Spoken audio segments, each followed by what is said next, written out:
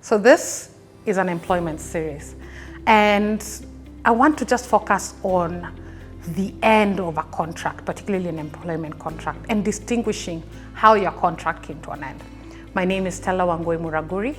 I am the managing partner at MMW Advocates LLP, and this is a Kenyan lawyer's perspective. So when your contract is at its tail end, it can be terminated or brought to an end. And termination is just legal jargon for saying coming to an end. It can be terminated by an employer or you as an employee. So, should you want to leave the company, or what is commonly referred to as resigning, it's very important to go to your contract and see, under that clause written, termination, how am I expected to leave the company?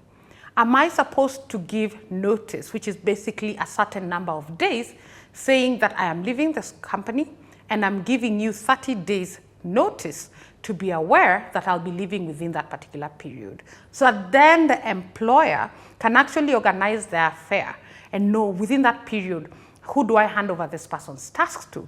Do I start to hire? How do I do it? And by the way, notice does not require to be 30 days. There are companies that say, for more senior roles, you may need to give 3 months notice because this person's role was rather intense in the organization. So that's resignation. Then the employer can also terminate. You remember saying, bringing this contract to an end, termination? Your employer can also terminate your contract. How can they do so? It could be because of gross misconduct. Gross misconduct could be you're stealing company funds, clients' funds, you're coming in drunk, or you come late, you're absconding from work, basically not showing up even for work. Your employer can actually decide to summarily dismiss you for this gross misconduct, that you're acting or your conduct is so gross to the organization. That's what gross misconduct means.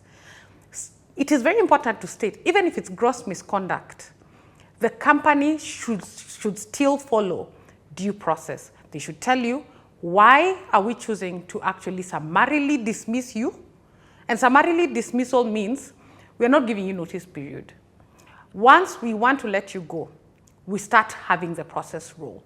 That is to say, we give you the reason, we follow the process, and please watch a video on what process looks like. And then after that, effective immediately, you are let go by the company. So that's summary dismissal. The process is summarily.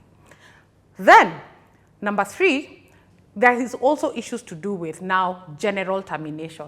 You've not done anything that is gross to the organization, but let's just say you're not performing as well as you should. Every time they do your KPIs, you are meant to hit a particular target, you're not hitting it. So you're not really grossly conducting yourself, but you're underperforming. In such a situation, regardless of the fact that it's just an issue of underperformance, the company will still need to go through that particular process. That is to say, again, they'll tell you, these are the reasons we want to terminate you. They'll give you a notice to show cause. Some companies will even put you through a performance improvement plan. See exactly where is it that you're not performing. If that fails, or they give you warning letters, please improve on how you're exactly performing your roles. If that still does not work, that means that the next steps is they'll give you a notice to show cause, call you for a disciplinary hearing, tell you that, we do not think that you're doing your roles well, and then they will actually give you a termination letter. Not a dismissal letter, a termination letter. And in that termination letter, they'll now say, we are giving you 30 days or whatever your notice period is, or 2 months or 3 months, within which, after those 3 months, you'll no longer be an employee of this organization. Some companies, and it's very important even for employers to know this, if you want to let someone go, and you are meant to give them 3 months notice, you can actually pay them in lieu of notice. Sounds like legal jargon, but basically it means, I want to let you go, but I want to let you go and not have to keep you here for those period, for that 3 months or for that notice period. So I'll pay you for those 3 months plus your leave days. Just go, so that then I can start hiring someone else within the organization. And particularly in situations where an employee is toxic. So it's not that they have done something bad, but you can tell the energy when they're around is just no longer good. or you know that they are going to a competitor or they are working for a competitor, and if they keep on having your data, it's at risk, you can just tell them, it's okay, we want to let you go, but from today onwards, please don't come to the organization. We'll give you a 3 months notice period.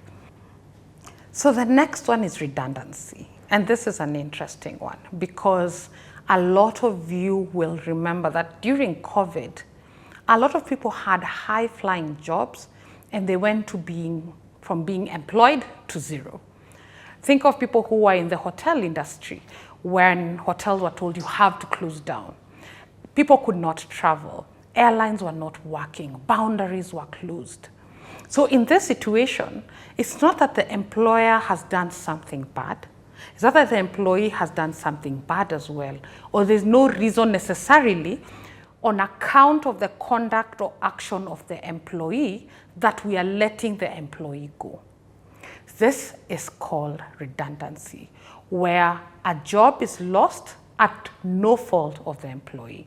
And therefore that role becomes superfluous, or it becomes no longer relevant.